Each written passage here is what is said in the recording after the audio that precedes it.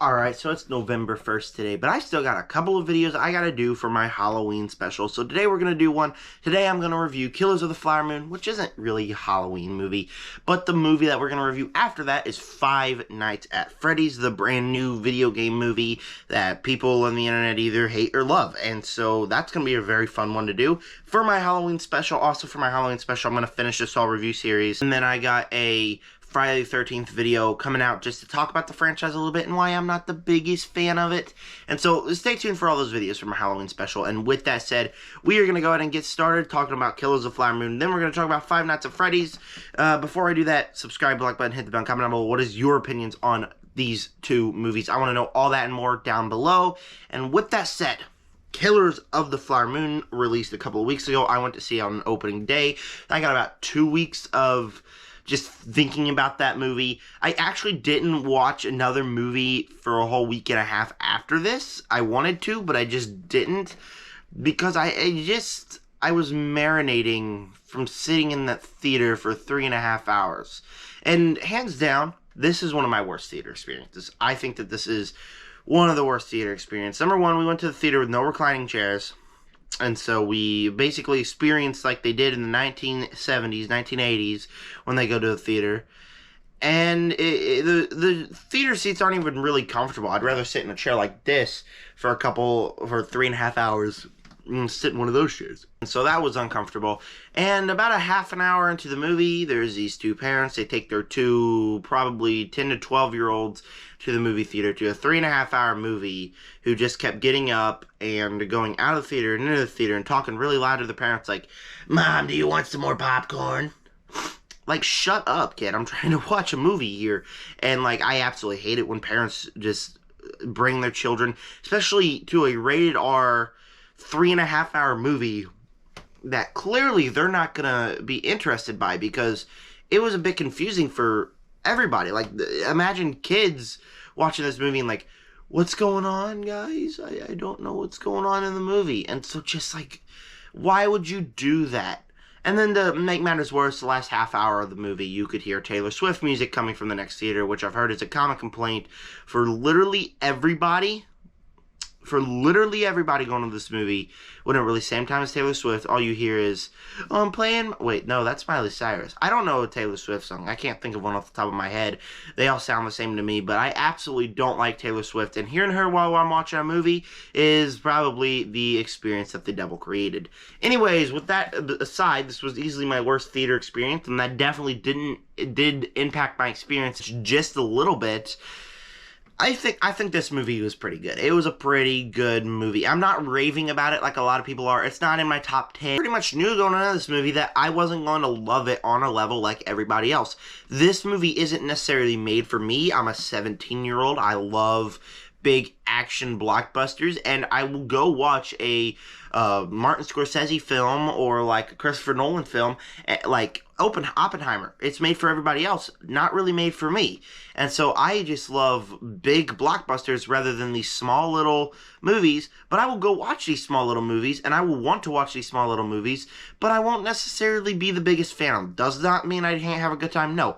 That just means that every other movie that is in my top 10, I would rather rewatch more than this movie and more than Oppenheimer. Do I think this movie is better than Oppenheimer? I think they're about neck and neck. Oppenheimer is this movie that really found a way to keep you interested and engaged throughout the entire experience. And I think that's what really worked about it. Like, there's a part where it completely switched up plots in the middle of the movie, and then it finds a way to, like, get you from what the heck's happening to, I want to see more of this. I want this to keep going.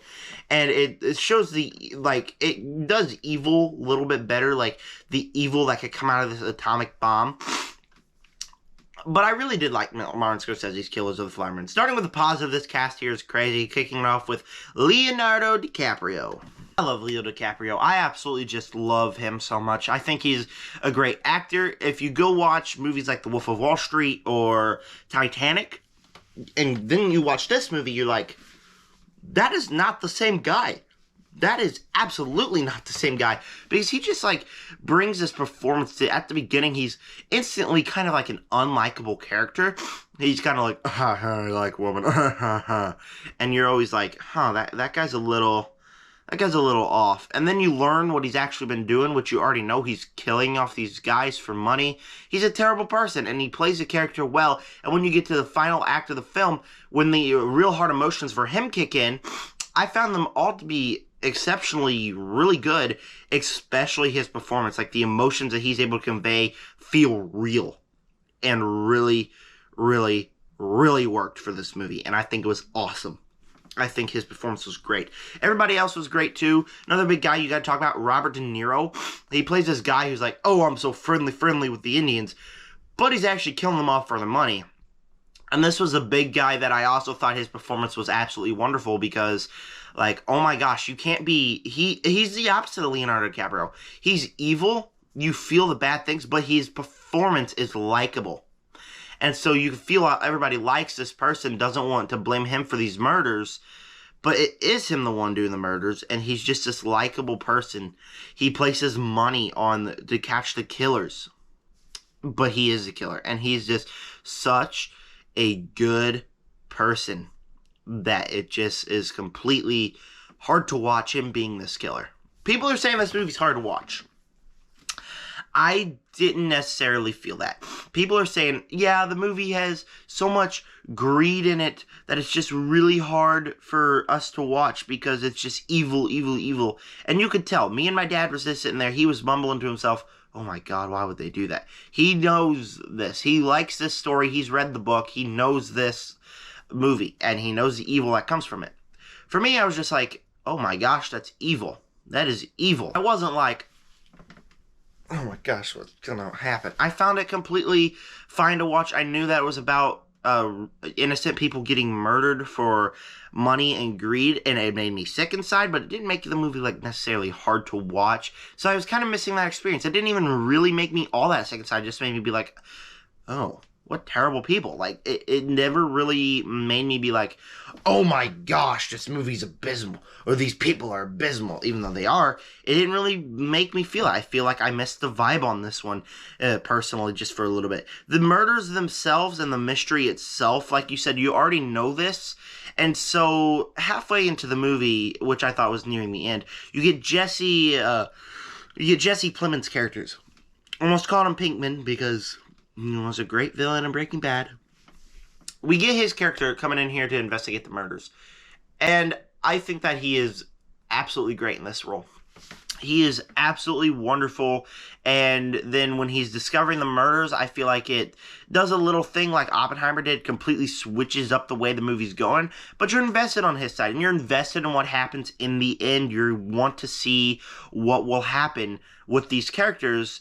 And it's just all really investing, and you really are invested in the plot the whole time, except when the little kid is running around the theater. Then I was getting kind of mad. But overall, for this movie, I really did enjoy it. There's one more thing that I want to talk about. The ending of the movie has like this little podcast thing where they explain the ending of the movie that I thought was really creative, and I thought was really done well. And I really like that because I like podcasts. I do podcasts. It's something that I'm studying in school right now, is how to do stuff like that. And so I thought that was really cool that was in this movie. There, I said it. I thought that was really cool. Do I really have any all that big negatives for the movie? It was 3.5 hours long. It really didn't need to be 3.5 hours long. Like, thinking about it, I couldn't really name particular scene that I'd want to take out of the movie. I think it could just trim down to 3 hours, just like cutting your long shots. You don't need to have all these long shots coming in and sitting in those uncomfortable seats for 3.5 hours. I was just kind of like, okay, let's get a move on, guys. Really slow, and so, like, for 3.5 hours, it's really not going to be for everybody. I think there should be, like, a 3-hour cut for it. Take out the half hour at the end. But, besides the length, I don't really have any real big issues with it. I really think that this was a Martin Scorsese film that was just really intense and had some great acting performances. Not really for me. It's not really a movie I'll ever rewatch. I'll definitely never rewatch this movie, probably. Maybe in the far, far future. But it's not really a movie for me. It's a fine movie to go to the theater and watch. I enjoyed it enough when I watched it, and so I would say that it's not one of my favorite movies of the year. It's not something I could really pinpoint a negative on, just that it's not as entertaining as I would like, but it's a movie that I think that everybody should see, and I really did. I had a good time with it as much as I did, and so that's why Martin Scorsese's Killers of the Flower Moon is going to get a B+. I know. It's very difficult the way I rank things because I have two separate things. Am I entertained by it, or was it a great movie? And this movie was not necessarily one I was entertained by. It was more of an educational experience that I think was really done really well by Martin Scorsese, and I could appreciate a lot of things out of it. It wasn't the most entertaining film, though, but I did like the movie, so B+ is what you're going to get. Five Nights at Freddy's, and, this is Five Nights at Freddy's. People on the internet, oh, I'm so excited to watch Five Nights at Freddy's movie. It's been going on for 8 years. The movie's been trying to be made for 8 freaking years. And now it's finally made, and everybody's so excited to watch it. Matthew Lillard's in the movie. You're so hype. And then you go in to watch the movie, and either you're one of the haters who's like, this movie was abysmal, or you're one of the fans who's like, I love this movie was so good. For me, I've never played a Five Nights at Freddy's game. I've only, seen a couple people play it. I never, got invested in the lore. I am a big fan of all these YouTubers that were in the movie, Matt, Pat, Corey, X, Kenshin. I love all of them, but I never really got invested in their FNAF content. And so I watched a couple of my friends play the game. I've tried it once, and it's just, it's an okay experience. I was interested in the lore, but I figured I would wait to watch this movie to get it. But I definitely wasn't the target audience for this movie. Just me and my family, we watched a movie on Sunday night to get in preparation for Halloween, which was yesterday. And so, for me, I kind of dug the movie. I kind of liked the movie, which is a complete opposite that people are saying that are not FNAF fans. That aren't FNAF fans aren't really liking the movie. But I really liked the movie, and I thought it was pretty good. Starting off here, we get some emotional, the emotions in this movie are pretty high. The big emotions here are our main character, Josh Hutcherson. We'll talk about him in a minute. Josh Hutcherson is this guy who, when he was young, he was with his brother, and his brother got kidnapped. That's very sad off the forefront. He's focused on finding the killer who killed his brother. That is very emotional right off the forefront. And then as we go into the end with the reveals, they get a little more messed up. They get really messed up, and it's kind of sad, the things that they're doing to these kids to make them the animatronics. I did not know that this lore was this freaking deep. And it was really, really kind of sad that it really was this way. And the reveals that we get, there was a mystery going on in this movie. And as we get to the near end of it, it gets really convoluted. We're learning this part, and this part, and this part, and this part, and this part. And you're like, I don't know what's going on until you get to the reveals. And the reveals kind of explain everything really well. But that's what people are saying, is that the story is a bit convoluted. And it definitely gets that way. But at the end of the film, I feel like the reveals really worked, and they're really emotional and really kind of creepy and put a chill up your spine the way that they're doing to these kids. I think it's just really, really, really weird. The set design, absolutely wonderful. I really felt like I was stepping into Chuck E. Cheese in this movie, which is exactly how I wanted to feel. The animatronics are absolutely designed great. Even though the CGI is abysmal, when Freddy gets shocked, it feels like I could easily do that in Premiere Pro. And it's just like, this movie is just, the effects were horrible. But the set design and the animatronics were really great and really creepy. Like the animatronics, the way their eyes moved, kind of put up a chill at my spine. And people are saying this movie's just not scary. I feel like it's not scary, but it's just a little, it gets your heart pumping just a little bit. What would you do if you were in the situation the animatronics were alive? And the set design is just absolutely wonderful. Another big thing here is the cast. Josh Hutcherson, absolutely great in this movie. I think he's wonderful as this character. and his relationship with everybody else on screen, specifically his little sister, I think is absolutely great and really kind of funny too. We also get Matthew Lillard here, who, if you don't know, is one of my favorite actors. He is one of the main reasons that Scream is such a freaking great movie, and I love it when he goes crazy, and I was a bit disappointed by him here. I think his first scene that he was in was absolutely great. When he turns into William Afton, it's not that he's bad. I feel like the source material for William Afton only gave him 5 minutes on screen, to where he's only going crazy for 5 minutes. You're like, you just meet this guy, you learn what his plan is, and then he goes crazy, and then he dies. And I felt like his performance was a little bit more disturbing than Stumacher. That's what it was. And so I liked him. I just felt a little disappointed with the writing that he was given here.